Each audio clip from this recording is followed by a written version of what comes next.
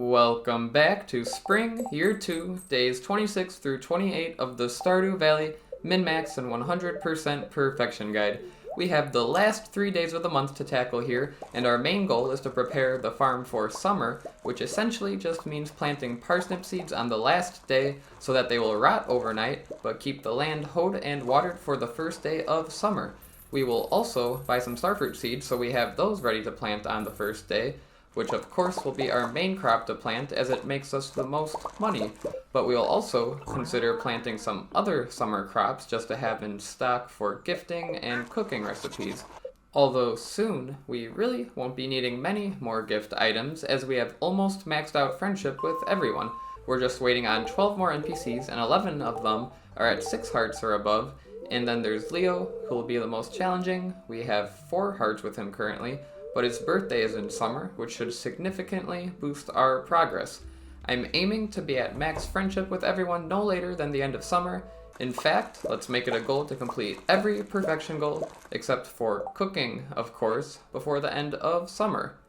You'll see shortly today, we will be able to complete a perfection requirement relating to Ginger Island, but first we must begin day 26, which is a starfruit harvest day, so we will have to harvest and replant the starfruit on Ginger Island. Before we tend to this, we'll go around town giving out gifts to increase friendship and also finish up the Key's Kindness quest. Our first gift is a wild horseradish for Krobus inside our house, and we also cook a wild calamari, which will be for Pierre, whose birthday is today. We make sure we have everything we need, including lots of gift items, then head over to the bus stop and to Clint's first thing, because today is Friday, and when Clint usually opens at 9 a.m., on Fridays he will leave his shop and head to the community center instead, so we must catch him beforehand. We sell him 156 iridium bars, which gains us 234,000 G to use on starfruit seeds. We give Clint an amethyst since we do need to give out gifts to NPCs who already have 10 hearts in order to complete Key's Kindness quest. After this, we head to Mayor Lewis's house and find Emily hosting a sort of fashion show, which she calls Clothing Therapy. This is Emily's 8-heart event, and I believe we had received a letter in the mail regarding this session, although we can trigger this cutscene on any day when Lewis's house is open. We get to see Shane in a goth outfit, Robin in a dress, Lewis in some fancy clothes, and Abigail in a suit of armor. Clint is a bit hesitant, but tries on some casual clothes and a beret, and Emily calls him cute even, but he takes it as an insult for some reason, and then he gets the idea that we're having a sort of moment with Emily, but trust me Clint, she's all yours. Next, we actually head inside the house and give Lewis a hot pepper, then head back outside and give Kent a rabbit's foot. We give Haley a coconut, Emily an amethyst, Sam a cactus fruit, and Vincent a grape. We swing by the ranch and give Jazz a fairy rose, Shane a hot pepper, and Leia a goat cheese. We head back into town and all the way to the back of the saloon to give Gus an orange, and then back outside to give Penny and Emerald and Alex a rabbit's foot.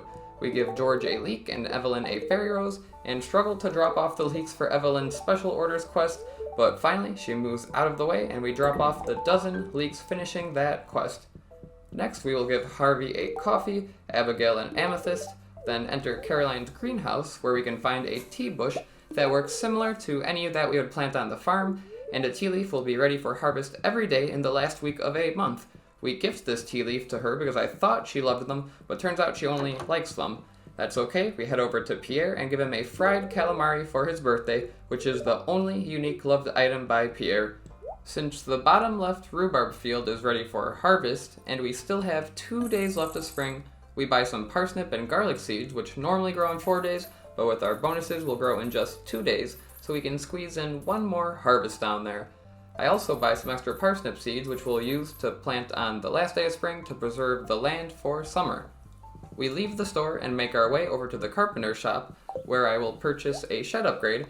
But if you remember, we are actually completely out of wood since we have been using so much on sheds and kegs. I did bring a tropical curry, and we consume it for a +4 foraging buff, which will give us extra wood when chopping trees.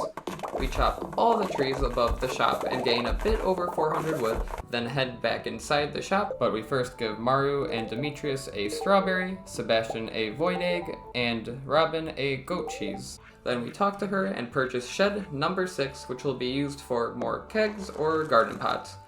Since we still have the foraging buff and I want to take full advantage of it, we chop down all the trees to the east of the shop and near the Adventurers Guild and replant them with the seeds they drop. We stop in the mines real quick to give the dwarf an amethyst, then take the minecart to the quarry and chop down some of the trees there.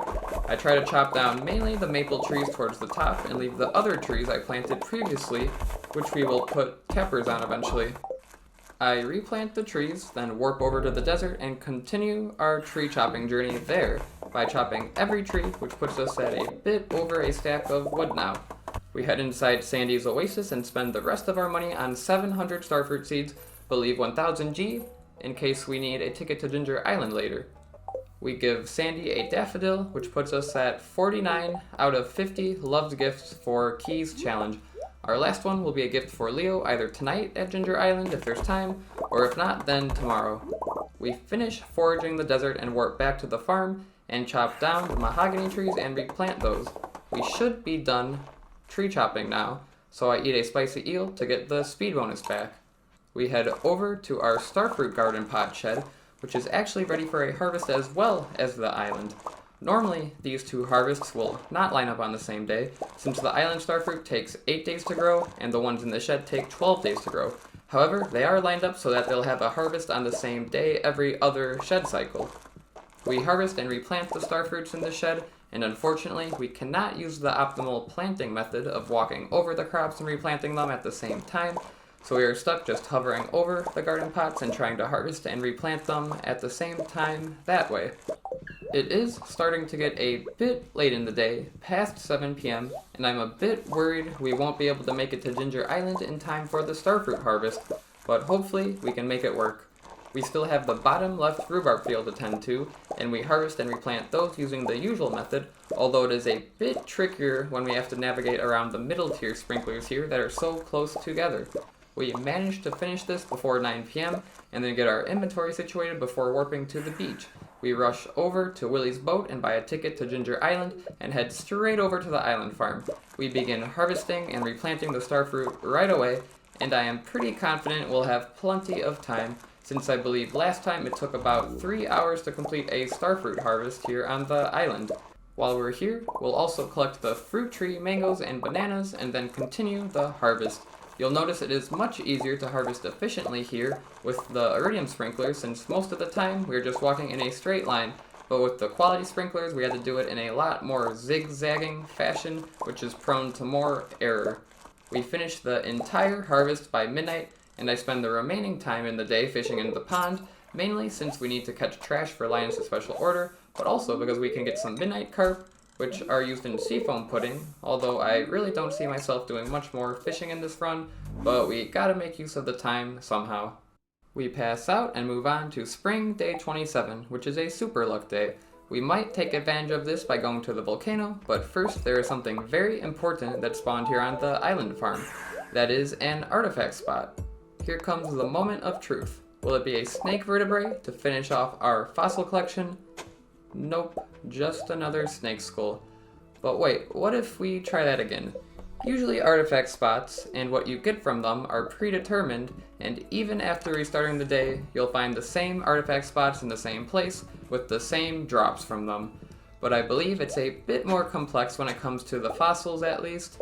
The game did predetermine this specific artifact spot to be a fossil, so we'll get a fossil every time, but not a snake skull in specific. We can get either the snake skull or the snake vertebrae from the island artifact spots on the farm here, so after a few attempts of restarting the day and digging the spot, we eventually do find a snake vertebrae. Maybe this trick can apply to some other drops from artifact spots, but at the very least, I know the snake vertebrae gives a lot of players out there trouble, so if you do ever happen to find an artifact spot on the island farm that gives you a snake skull, maybe try restarting the day until you find a snake vertebrae instead. Anyway, after this, we head over to the jungle and into Leo's hut to give him a duck feather, and this does finish the Keys Kindness Challenge. Then we head by the volcano where we are met with a cutscene. This is Leo's 4-heart cutscene, which is activated in this area on a sunny day between 6 a.m. and 6 p.m. The dialogue options will not impact friendship at all, but Leo begins to open up to us a bit more and also teaches us how to speak parrot.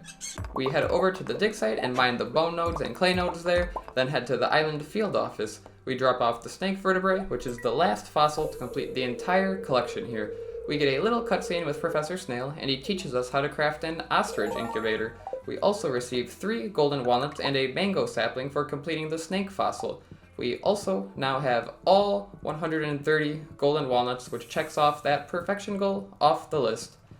We head into the volcano and try not to spend too much time on the floors, but do slay any lava lurkers we find in hopes for dragon's teeth, and we also mine any cinder shard nodes we come across for more cinder shards, since we'll be needing those for upgrading our galaxy hammer with galaxy souls soon. We get lucky and find a dragon fossil set piece and find 2 dragon's teeth from that, and we also get quite a good amount of cinder shard nodes. It definitely seems like the super luck day is increasing our chances of finding the cinder shard nodes, and we do manage to get 49 cinder shards and 3 dragon's teeth. Not bad at all. After this, we warp back to the farm and take care of our chores like collecting the jades and smelting ores. We do a bit of chest inventory organizing by grabbing old weapons and vanity items and moving them to a new chest inside the house. We had also received a coffee maker in the mail from Evelyn for completing her special order quest, so we place that down and move a few things around as well. Next, we grab an assortment of crops that we still need to ship for the polyculture achievement, which is not required for perfection, but I still want to try to get every achievement. We still have to ship at least 1 of everything for perfection, so we might as well ship 15 instead. We also ship 165 gold star starfruit, which will give us enough money tomorrow to purchase starfruit seeds, which we'll plant on the first day of summer.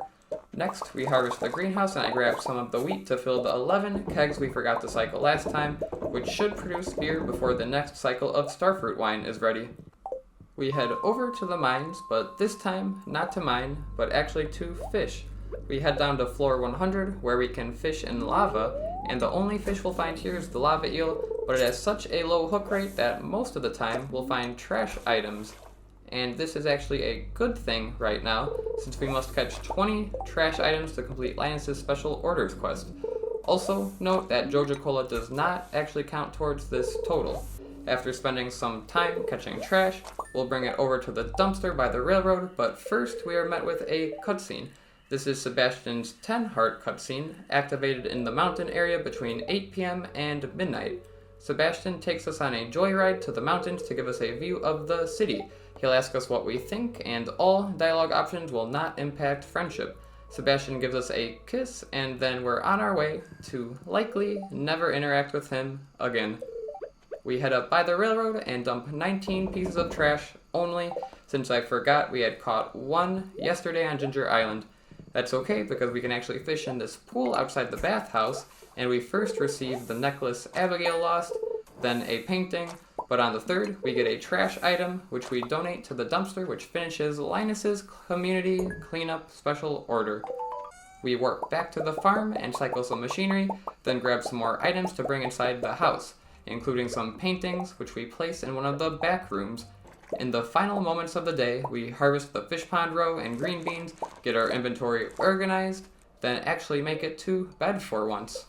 Since we sold the starfruit and other crops, we earned a bit over 200,000 G, which we'll be spending today on starfruit seeds, which we'll be using on the first day of summer.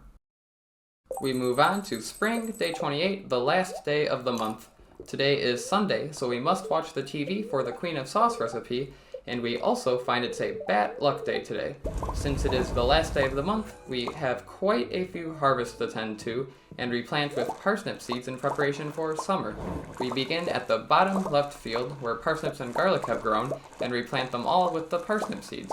We also harvest the spring forageables which are ready by the sheds, and then begin planting parsnip seeds on the top right Junimo Hut field. I was a bit unsure if I wanted to preserve the land on the edge, right next to the road, since this space is not reachable by the Junimos, but I decided to plant the seeds here just in case.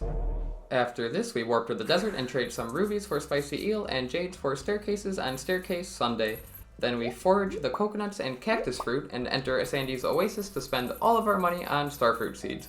We warp back to the farm and tend to the cave mushrooms and animals, and we also grab a bunch of animal products to move to our main chests. We make our way to the most recent mini field by Grandpa's shrine and harvest the kale and potatoes there. After this, we continue planting the parsnip seeds on the main field. We have to navigate a bit around the Junimo since they get in the way of our planting, but we manage to fill the field with seeds. I continue cycling machinery every time I buy the chests, and then we grab some old sprinklers and head back over by Grandpa's shrine to expand the field over there, since we might as well use up the space here and get it ready for planting in summer. We hoe some more land and place down the quality sprinklers, then place parsnip seeds around so the sprinklers can water them and preserve the land overnight. We head back by the chests and craft an ostrich incubator, which we recently learned the recipe for, and I grab an ostrich egg and bring them over to the barn and place them down and begin incubating the ostrich egg. We will want to get an ostrich as soon as possible so it can lay more eggs, and we'll need to ship one for the Ship Everything goal. This just about finishes up everything we need to take care of on the farm, and we'll be spending the rest of the day in the dangerous mines trying to get another galaxy soul. Since today is the last day of the month, we could have traded 10 radioactive bars to the island trader for a galaxy soul, but I decided I'd rather keep my radioactive ore and try to get lucky with another drop from the mines. Unfortunately, we do not get lucky with one today, but we do get a few key gems and some other monster drops. This does bring us to the end of this day, and the end of the month as well.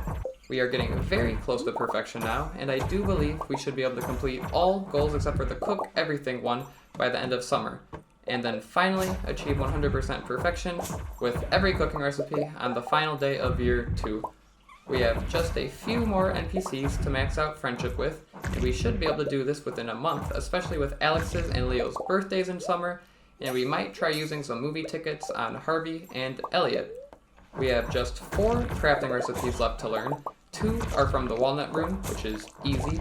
1 is the solar panel from Caroline's special order, and then the last is a deluxe scarecrow, which I thought I got every rare crow for, but I'll have to double check that.